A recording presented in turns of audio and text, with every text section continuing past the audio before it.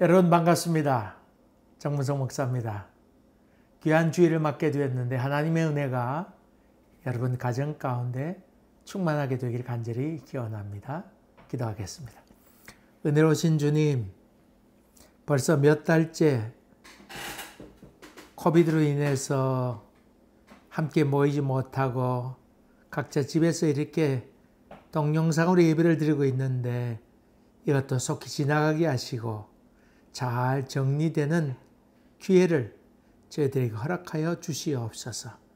하나님의 뜻이 어딘지 저희들이 다 알 길이 없사오나 하나님이여 긍휼과 자비를 베풀어 주시옵소서. 오늘도 말씀을 먹고자 하오는데 주님께서 함께하여 주시옵소서. 예수님 이름으로 기도하옵나이다. 아멘. 오늘 우리에게 주신 하나님의 말씀은 마태복음 10장 5절부터 10절까지입니다. 제가 봉독하겠습니다. 예수께서 이 12를 내보내시며 명하여 이르시되 이방인의 길로도 가지 말고 사마리아인의 고을에도 들어가지 말고 오히려 이스라엘의 집에 잃어버린 양에게로 가라. 가면서 전파하여 말하되 천국이 가까이 왔다 하고 병든 자를 고치며 죽은 자를 살리며 나병 환자를 깨끗하게 하며 귀신을 쫓아내되 너희가 거저 받았으니 거저 주라.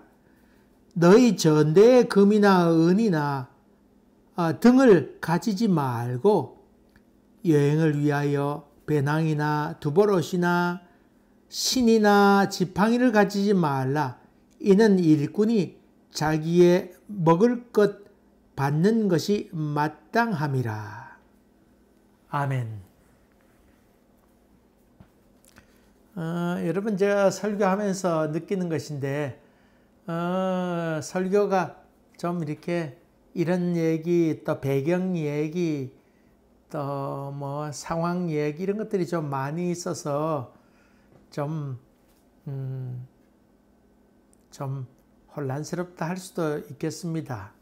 물론 여러분 한 제목을 놓고 한 개만 집중적으로 또 얘기하는 경우도 있는데 그것보다는 제가 그 배경에 대한 설명을 좀 많이 하다 보니까 좀 그런 부분이 좀 있습니다. 이 사실 이 유대식의 방법이기도 합니다.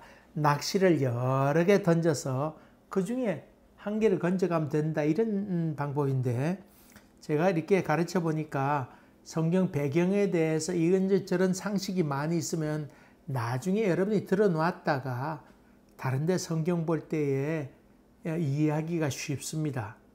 또 설사 잊어버리면 잊어버린 대로 또 넘어가세요.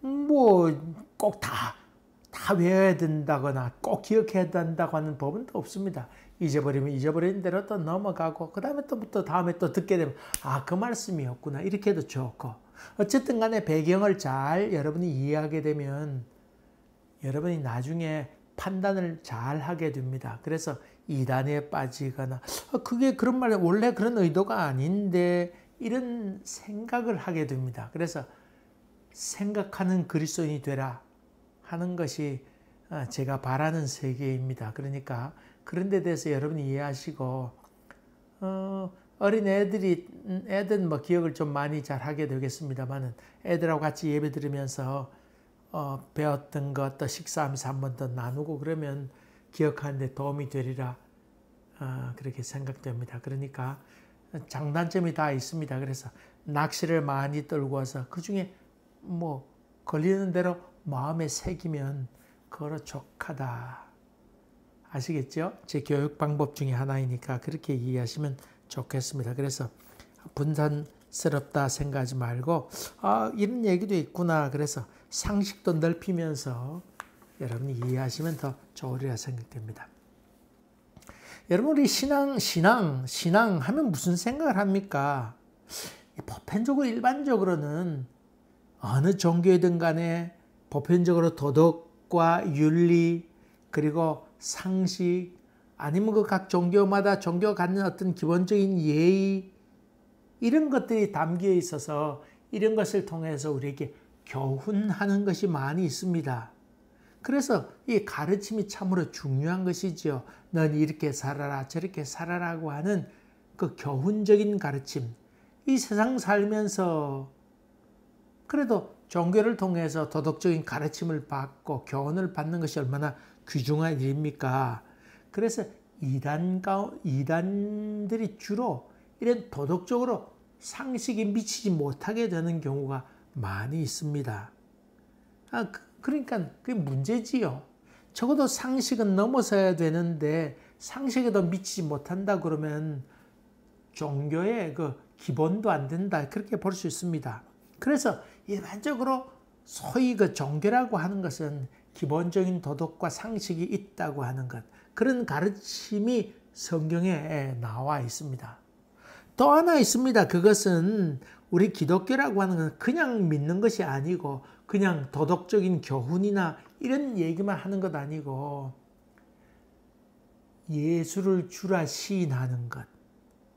주의 성령이 우리 가운데 임해야 내가 주님을 믿습니다. 이런 고백하게 되는 것이거든요.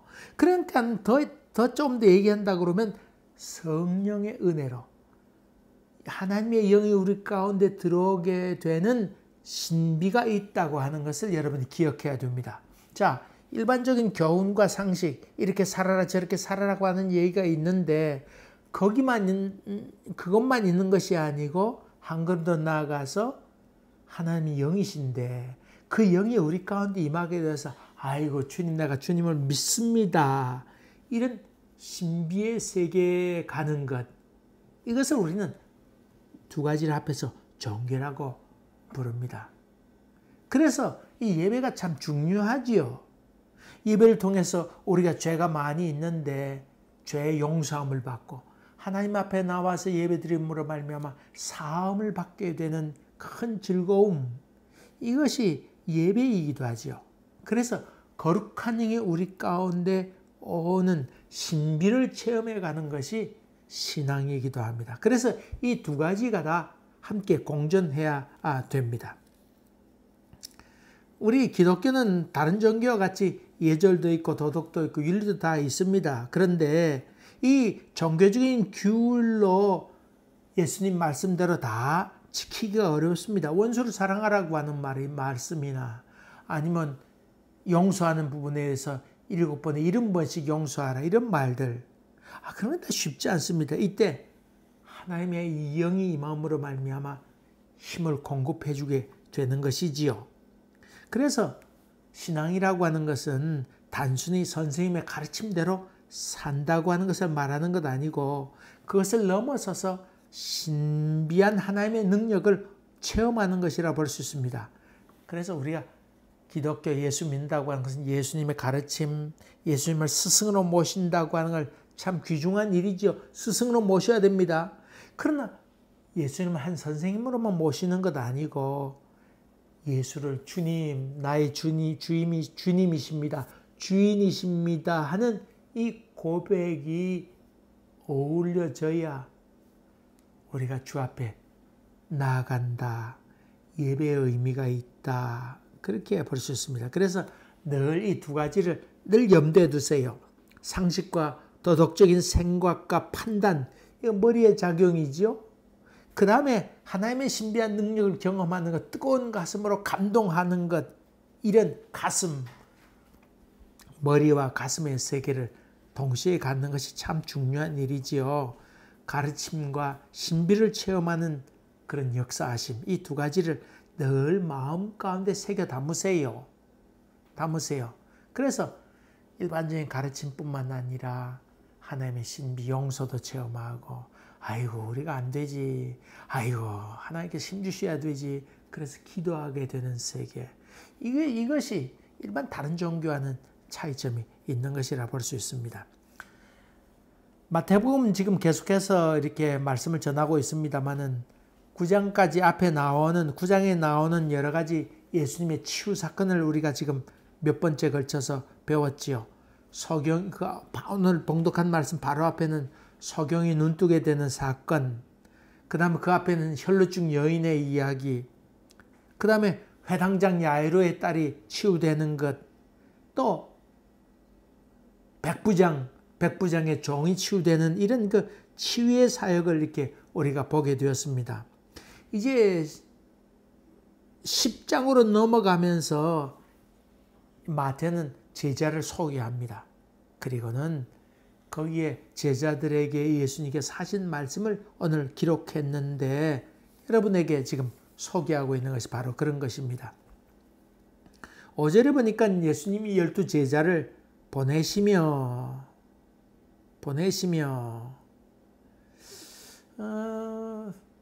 여러분 예수님께서 제자들에게 뭐 다 안수해가지고 뜨거운 가슴으로 감동 감화시켜가지고 다 나가서 복음을 전하도록 하면 대련만 그렇게 하지 않으셨습니다. 만나자마자 부르셔가지고는 파송했으면 되겠는데 그렇게 하지 않았습니다. 네, 또 여러분 한 가지 알 것이 있습니다. 오늘 봉독한 말씀 가운데는 그 말씀 바로 앞에 있는 예수님의 제자 12 제자를 부르시고 이름이 쭉 나와 있습니다. 이 말씀은 시간대로 성경을 기록한 것이 아니고 뭐 어떤 때는 이렇게 어떤 때는 저런 주제로 얘기할 때는 거기에 이야기 그렇게 기록했으니까 거기에 대해서 시간의 흐름에 대한 기록이 아니라고 하는 것입니다. 일반적으로 전기를 쓴다 그러면 시간의 흐름대로 쓰겠습니다만은 성경은 그렇게 하지 않았습니다. 한데 예수님께서 그 제자들에게 안수해가지고 성령에 충만해가 뜨거운 가슴으로 나가서 복음을 전하라고 하지 않고 이들에게 상세히 가르치고 있습니다. 왜 그랬을까? 아마 푹 무르익는 그런 것도 있어야 되겠다. 아마 그렇게 생각했던 것 같아요. 그런 과정을 겪어야 된다. 아마 그렇게 생각한 것 같아요. 이제 예수님께서 이제 말씀하시는데 이방인의 길로도 가지 말고 사마리아 고을에도 들어가지 말고 오히려 이스라엘 집에 잃어버린 양으로 찾아가라. 다시 말하면 유대민족에게만 가지 다른 데로 가지 마라. 그런 얘기를 지금 하고 있는 것이지요. 이방인이라고 하는 것은 지옥의 땔감으로 생각했으니까 인간 취급도 안 하던 때였는데 구원이 없다고 여기지 않았습니까? 그런데 가지 마라. 또 사마리아에도 가지 마라. 남쪽은 유대 땅이라고 그러고 북쪽을 이스라엘이라고 그랬는데 북쪽 땅의 중심지가 사마리아입니다. 근데 남쪽 땅에 사는 사람들이 북쪽 땅에 사는 사마리아 사람들을 개취급했습니다. 왜 그러냐 하면 옛날 아수르가 쳐들어왔는데 쳐들어와가지고는 북쪽을 다 북이스라엘을 멸망시키면서 그 아수르 사람들이 군인들이 다 씨를 많이 뿌렸습니다. 그래서 북쪽에 있는 여자들과 관계를 맺어서 자식을 많이 낳게 되니까 그런 말미암아 소위 얘기해서 자폰을 하게 되었지요. 그러니까 남쪽 사는 유대 사람들이 야 저런 피가 섞인 사람들 그때는 그 혈통을 중요시 여겼던 때였는데 그렇게 자폰을 하게 되니까 부정하게 생각한 것이죠. 이 개만도 못한 것들아 이런 생각을 갖게 되어서 사마리아 사람들하고는 말도 하지 아니하고 아주 철저히 무시했습니다. 그래서 도무지 인간 취급을 도무지 하지 않았던 그런 때였는데 너희가 이방으로도 가지 말고 사마리아도 가지 마라. 이스라엘에 잃어버린 사람을 위해서 너희가 복음을 들고 가라. 그렇게 지금 얘기하고 있습니다. 예수님은 왜 그랬을까요? 저들을 무시하려고 그랬을까요? 예수님답지 않잖아요? 여러분 성경에 보면 예수님을 찾아온 사람이 있죠. 슬로보니게 여인이 이방 사마리아 사람이었는데 이 사람 찾아와서 예수님께 와서 병 낫기를 간구하게 되잖아요. 간구하게 됩니다. 예수님 그때 피곤했는데 그 여자가 찾아와서 간구하게 되니까 예수님께서 뭐라고 그래요? 그 여인에게 나는 이스라엘이 잃어버린 양을 구하러 온 것이다. 그러면서 개에게 식물을 던지는 것이 마땅치 않다. 그럼 너 개 같아? 이런 말과도 같은 말이거든요. 예수님께서 그렇게 얘기할 수 있어요. 예수님은 인종차별주의자예요. 또 아니면 유대민족 우월주의자예요. 그럼 어때요?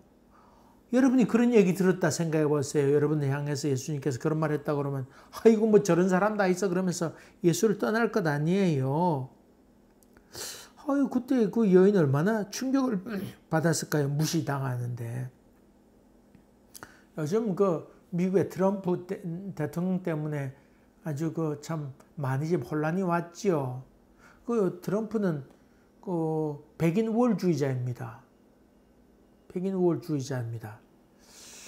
근데 참 그런 차별하는 것이지요. 차별하는 발언을 많이 했습니다. 근데 어떤 참 이해할 수 없는 것 중에 하나는 미국 남부가 보수주의자들이 많이 있는데 남부에 사는 사람들이 이 트럼프를 지지하는 겁니다. 여러분, 남북 전쟁할 때 남쪽에 있는 사람들은 노예 제도를 지지했잖아요.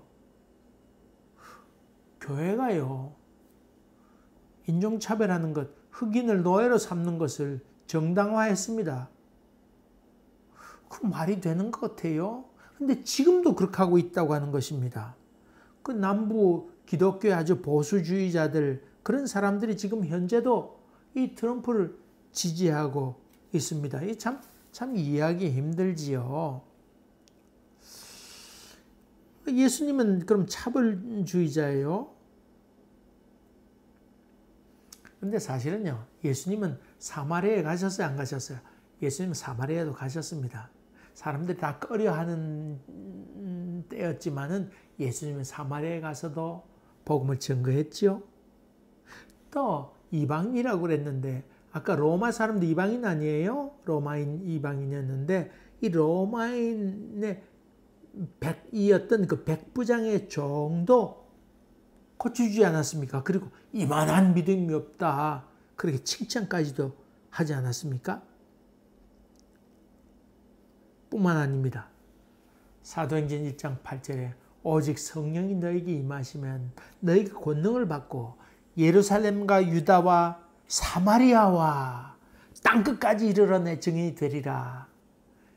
승천하시기 전에 하셨던 말씀이 바로 그런 말씀이었습니다.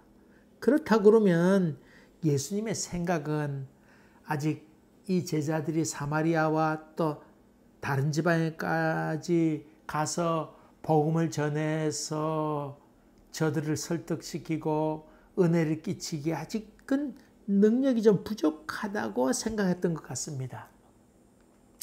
의사가 되는데도 공부를 하고는 거기다가 또 인턴 과정도 밟지 않습니까?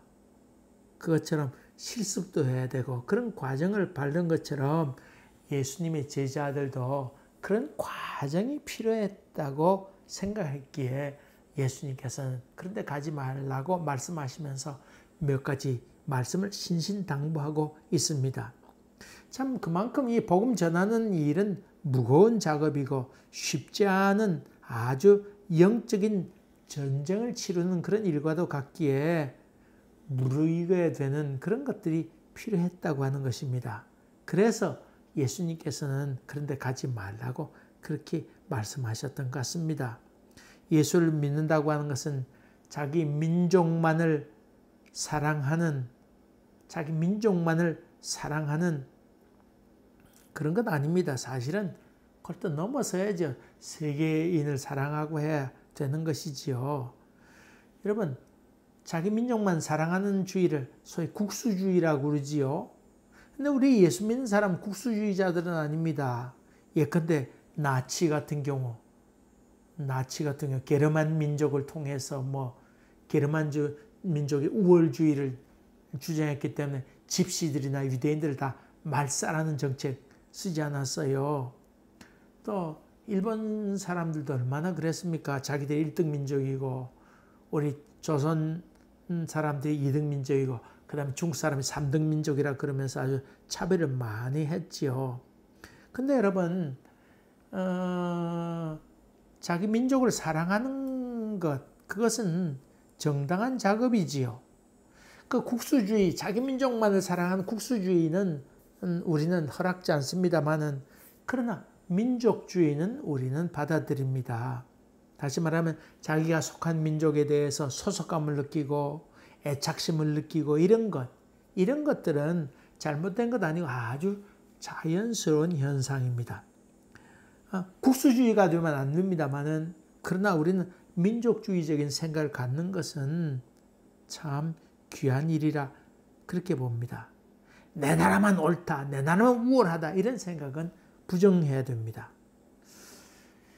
일본의 그 신학자 가운데 우찌무라 간조라는 분이 있습니다. 제가 아주 참 좋아하는 그분의 책을 참 제가 많이 읽었습니다. 많이 읽었는데, 또 전집이 나왔을 때 제가 얼른 가서 전집 나온 것을 보고는 전지를 다 사서 제가 많이 읽었습니다. 많이 읽었는데, 우찌무라 간조는 무교회주의자입니다.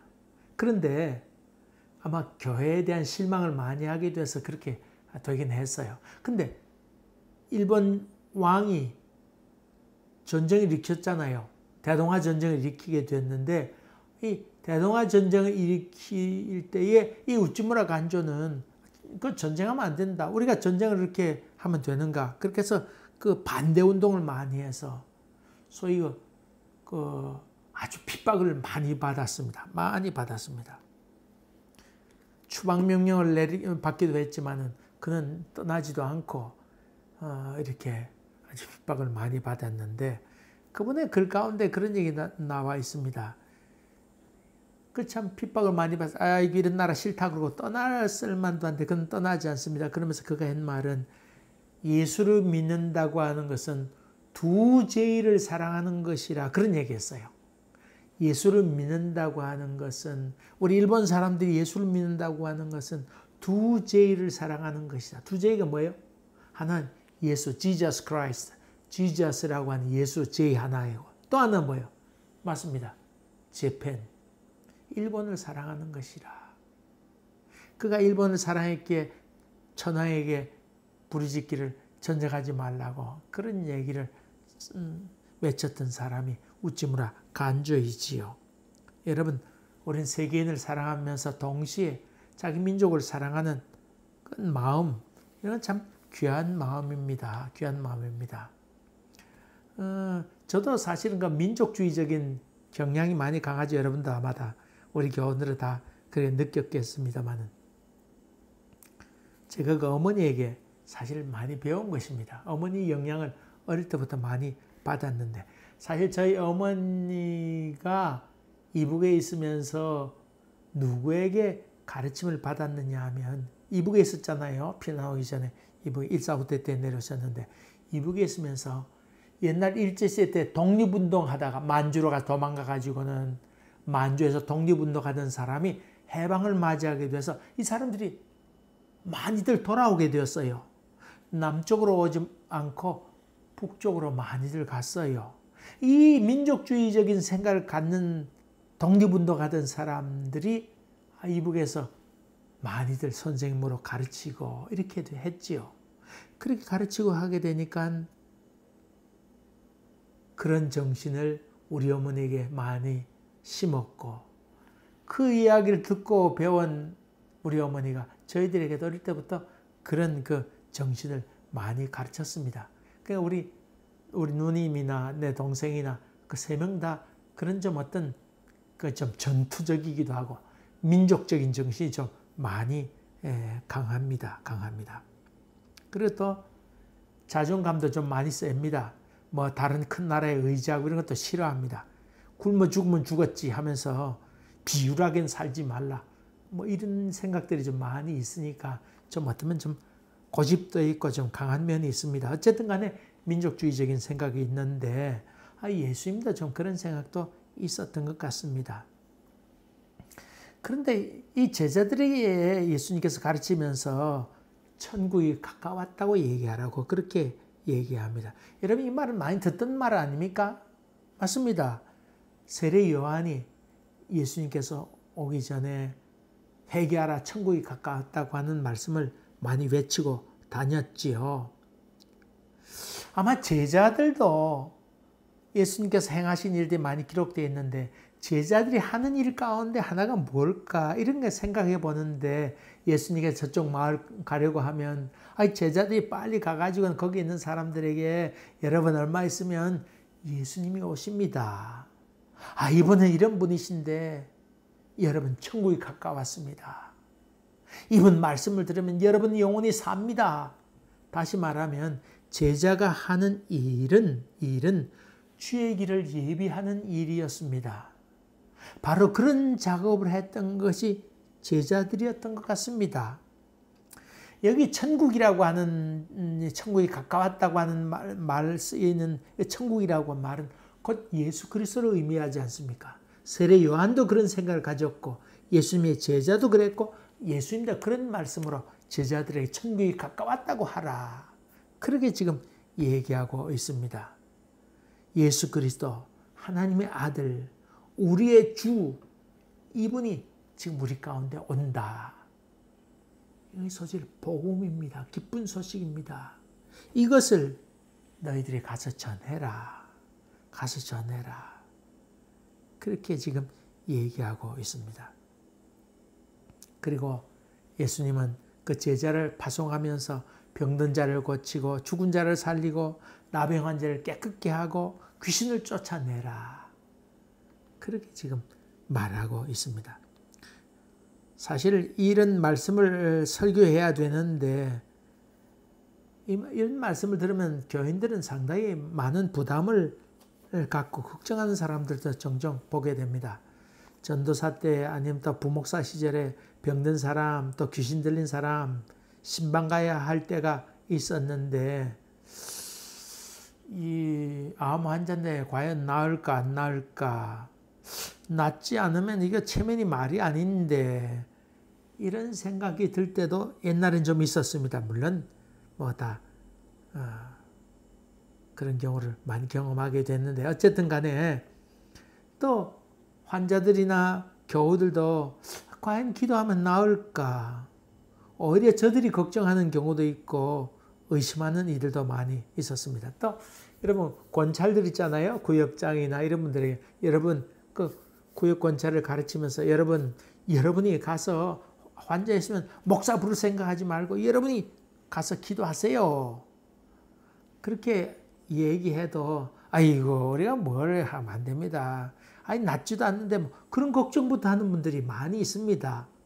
저도 그런 얘기를 많이 들어봤습니다. 이건 목사님이 할 일이죠 뭐. 그러면서 자기들은 도망갈 구멍을 찾는 경우를 많이 봅니다. 기도해서 나을 것을 생각지도 못하는 경우도 있고 그거로 말미암아 부담도 많이 느낍니다. 그러나 여러분 걱정하지 마세요. 그건 잘못된 믿음 때문에 그런 것입니다. 간절히 기도하세요. 첫째로는 능력, 이 치유하는 능력이 내게 있는 것이 아니고 주 예수 그리스도에게 그 능력이 있다고 하는 것을 여러분이 받아들여야 돼요. 내 이름으로 쫓아낸다고 귀신이 달아나지 않아요. 제가 정문성 목사 아닙니까? 문성 이름으로 명하노니 나가라! 나가지도 않아요. 나가지 않아요. 귀신이 콧방귀 껴요. 저도 그 부산에 있는 영도교회 이렇게 간 적이 있는데 귀신 들린 사람이 상당히 많이 있어요. 그래서 축사하는 경우도 많이 있었지요. 제가 가면요. 그 귀신 들린 사람은요. 내가 올 줄 알고 기다리고 있어요. 아이고 황당하대요. 그럼 걱정부터 벌써 그 귀신은요. 귀신 들린 그놈은 마귀는요. 나의 기선제압하려고 올 줄 알고 있었다. 딱 그러면서 또 얘기해요. 처음에 뭣도 모를 때 이거 큰일 났구나. 이런 생각으로 들게 되잖아요. 근데 여러분 내 이름으로 고치는 것 아니고 누구 이름으로? 예수 이름으로 고치는 것이고 그분이 능력이 있는 것이라고 하는 것을 여러분이 받아들여야 돼요. 그러니까 걱정하지 마세요. 걱정하지 마세요. 그분의 이름으로 얘기했어요. 여러분 이것도 좀 연습도 필요한데 여러분 자녀에게나 아니면 여러분 자녀 우리 같이 예배드리고 있으니까 여러분 자녀들도 엄마가 좀 뭐 이렇게 좀 병이 걸리거나 아니면 뭐 이상한 얘기하거나 뭐 그러면 예수 이름으로 명하노니 귀신 나가라고 그렇게 외쳐보세요. 한번. 그렇게 좀 하다 보면 여러분이 그 은사도 임하게 될 뿐만 아니라 치유한 것을 여러분이 느끼게 될 거예요. 귀신 나가요. 나갑니다. 내 이름이 아니고 누구 이름이요? 예수 이름으로. 문성 이름으로 그러면요. 마귀가 비웃어요. 야, 네가 뭔데 이러면서 달겨들어요. 그러지 말고 누구 이름? 예수 이름으로. 그분의 이름은 능력이 있어요.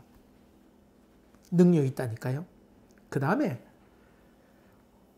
기도하는 것은 고치고 안 고치고 이것은 내 의지나 내 뜻이 아니고 하나님께서 원하시면 고치는 거예요. 그러니까 고치고 안 고치고는 누구의 의지예요? 하나님의 의지예요.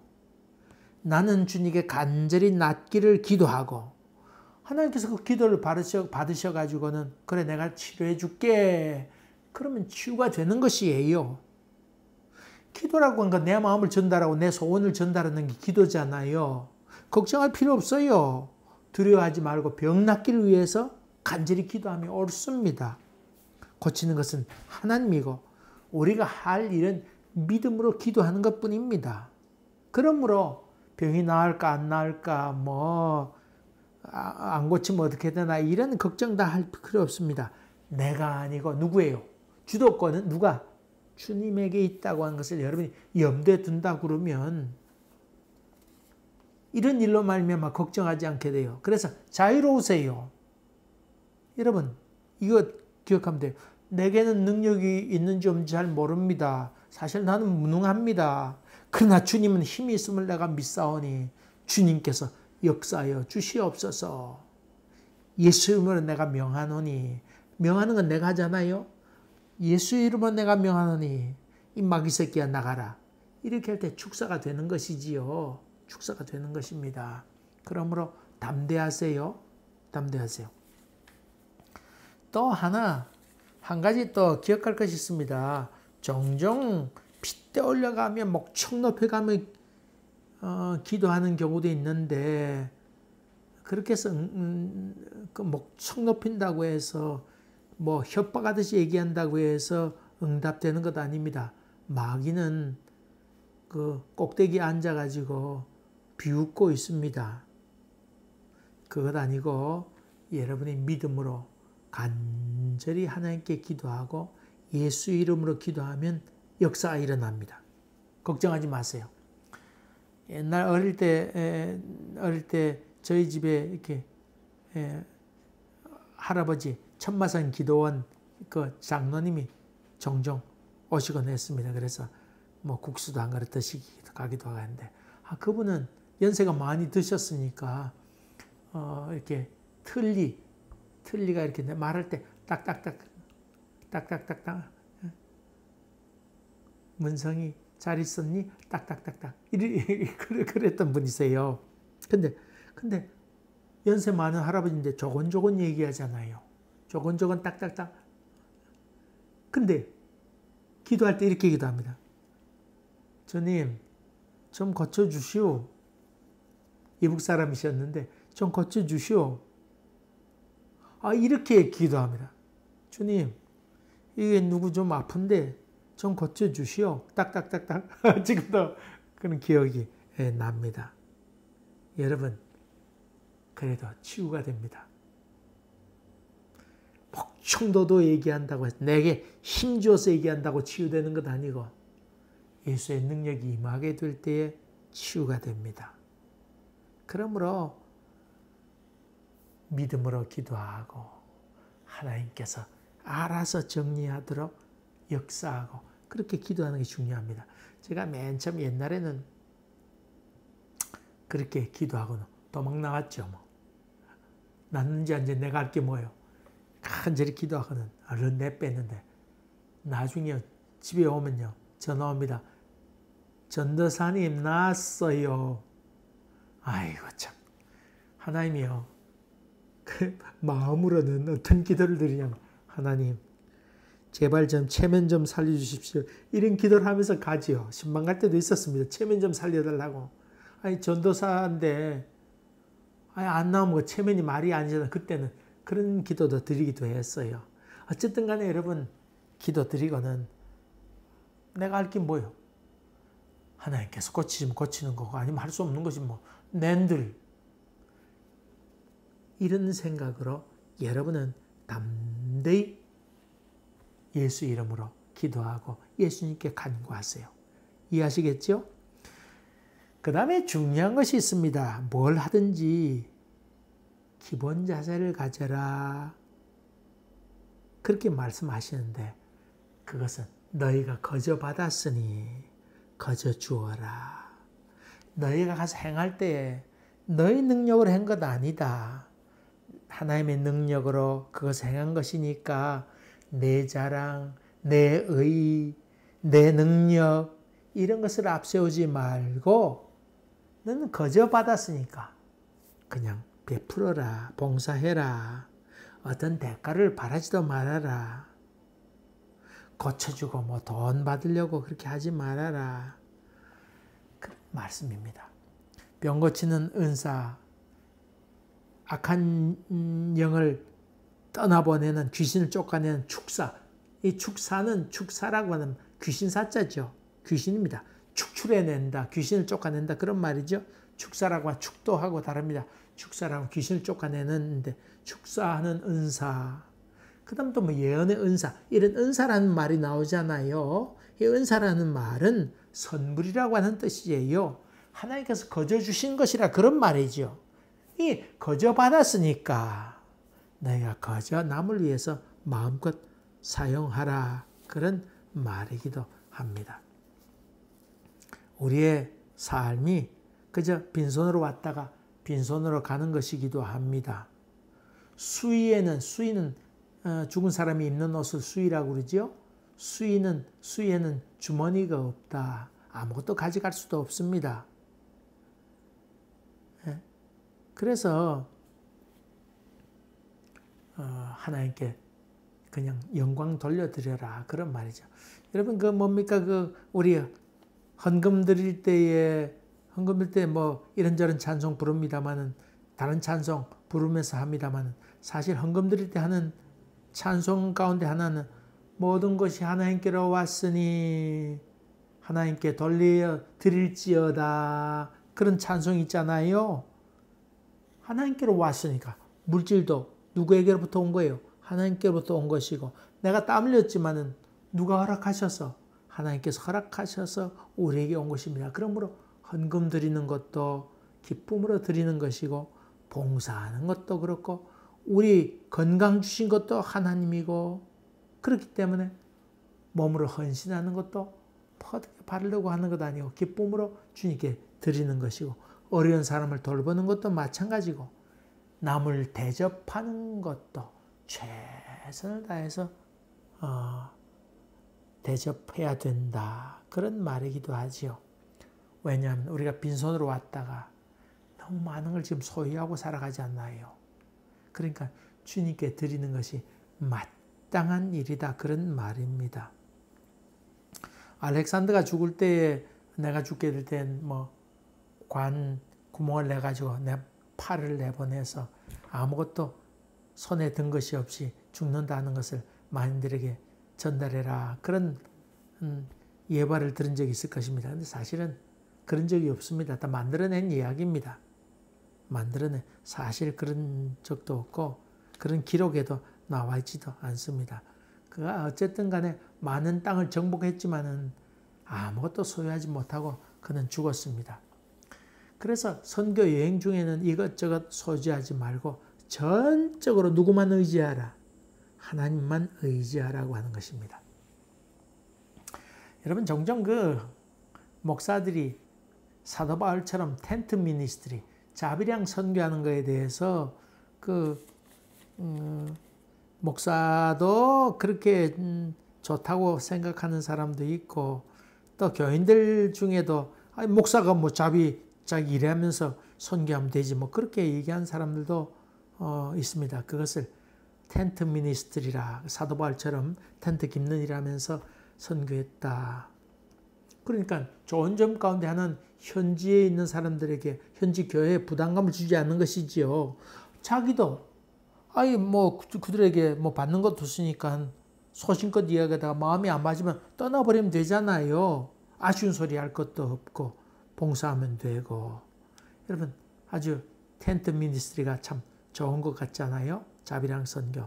근데 저희가 신학교 다닐 때에 전성천 목사님이라고, 제가 이름도 기억하면 전 목사님이셨습니다. 그분이 이승만 정권 때가 뭐 무슨 정권 때에 최신부, 지금으로 보면 최신부 장관이었는데 그 당시에는 뭐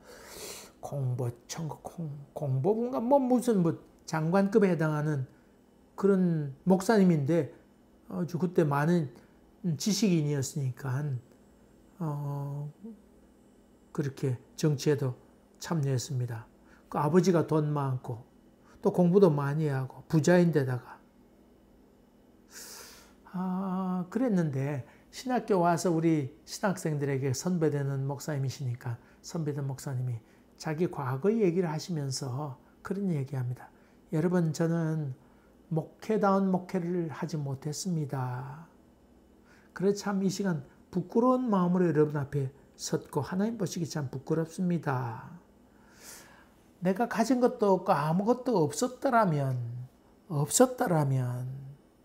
이게 목회하는 것이 천직인 줄 알아가지고는 죽고 살기로 하나님께 매달리면서 기도도 하고 복음 전한 일에 몰두하면서 그저 교인들이 주는 것 감사함으로 먹고 지냈을 텐데 내가 많이 소유하고 있었기에, 많이 배웠다고 하는 것 때문에, 자비량 한다고 하는 것 때문에 나는 큰 소리치며 목회하다 보니까 제대로 된 목회를 하나도 하지 못했습니다.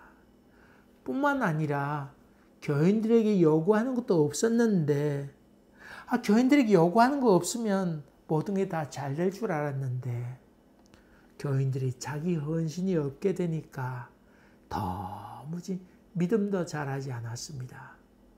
그래서 한 것이 아무것도 없었습니다. 그런 고백을 들었습니다. 그러므로 그때 그러면서 우리들에게 여러분 어느 교회 가든지 주는 대로 받고 열심으로 목회하세요. 그때 뭐 벌써 머리 허였던 할아버지 목사님이셨는데 우리에게 신신당부했던 그 참 말씀을 지금도 기억합니다. 여러분이 헌신하지 않으면 여러분 믿음도 잘하지 않습니다. 실패하고 맙니다. 목사도 텐트 미니스트리 참 좋은 것 같지만은 긍정적인 면도 있습니다. 그건 내가 부인하지 않습니다. 그런 형편이 되면 그런 형편하는 것도 좋으리라 생각됩니다. 당장 생활하기 힘든데 쩔쩔 굶어가면 안 돼. 난 그것도 반대합니다. 일하면 되지요 뭐. 그런 특별한 경우가 있겠습니다만은 그러나 여러분 그렇지 않을 경우에는 교인들이 주는 것 그저 감사함으로 거기에 목을 매달면서 하는 것도 좋은 일이라 생각됩니다. 이 말은 전적으로 주님만 의지하라고 하는 말입니다. 돈이 많으면 또 자식이 잘 돼서 넉넉하면 그것을 의지하기 쉬운 것이 인간입니다. 원래 재주 많은 사람이 굶는다고 그러잖아요. 이것저것 다 할 수 있는 사람 일하지 않습니다. 전적으로, 전적이란 말, 전적으로 하나님을 의지하는 것. 이것이 참 중요한 일이죠. 여기 본문에 있는 말씀은 돈을 갖지 말라든가 돈을 벌지 말라고 하는 그런 얘기 아닙니다. 무엇을 하든지 간에 최선을 다하되 전적으로 주님께만 의지하고 주님만 신뢰하고 아이고 주님 없으면 안 됩니다. 그런 마음으로 살아가라고 하는 말입니다. 설교 준비할 때 이런 말을 합니다. 하나님 없는 듯이 준비하고 하나님밖에 없다고 하는 마음으로 설교하라. 삶도 마찬가지입니다. 하나님 없는 자처럼 그렇게 열심으로 준비하고 그렇게 준비하되 오직 하나님밖에 없습니다.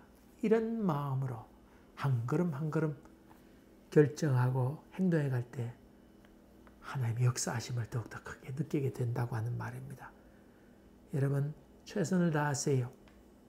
그래야 나중에 하나님 내 최선을 다했는데 하나님 뭡니까? 이런 얘기도 할 수 있게 됩니다.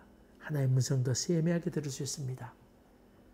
최선을 다하고 전적으로 주님만 의지하는 여러분 되셔서 하나님의 놀라운 은혜 가운데 여러분의 영혼이 소생하게 되기를 주의 이름으로 간절히 기원합니다. 기도하겠습니다. 은혜로우신 주님, 우리 영혼이 잡다한 것에 휩쓸리지 아니하고 무성한 잡초에 이것저것 기울이지 아니하고 오직 주님의만 바라보고 기대하는 저희들 되도록 인도하여 주시옵소서. 그래서 주님께서 야 내가 내 마음을 잘 알고 있다. 이런 음성이 우리 가슴에 생생하게 전달되어 올 수 있도록 체험해 갈 수 있도록 복 내려 주시옵소서. 여러 가지 어렵고 힘든 상황 가운데 있지만은 그럼에도 불구하고 하나님의 손길을 더욱더 느껴갈 수 있도록 도와주시고 인도하여 주시고 여러 가지 필요를 채워주시고 넉넉함으로 인도하여 주시옵소서. 지금은 우리 주 예수 그리스도의 은혜와 하나님 아버지의 지극하신 사랑과 성령의 충만한 역사하심과 교통하심이 저희들 가운데 항상 함께 계시기를 간절히 축원하옵나이다. 아멘. 감사합니다. 또 뵙겠습니다. 우리 또 결정된 사항들 있으면 속히 여러분에게 전달하도록 하겠습니다. 여러분 특별히 코로나 바이러스로 인해서 어려움 당하는 분들과 그들을 위해 수고하는 손길 가운데 하나님께 능력을 더하여 달라고 그의 가정도 지켜달라고 간절히 기도하는 여러분 되시기를 바랍니다. 감사합니다. 또 뵙겠습니다.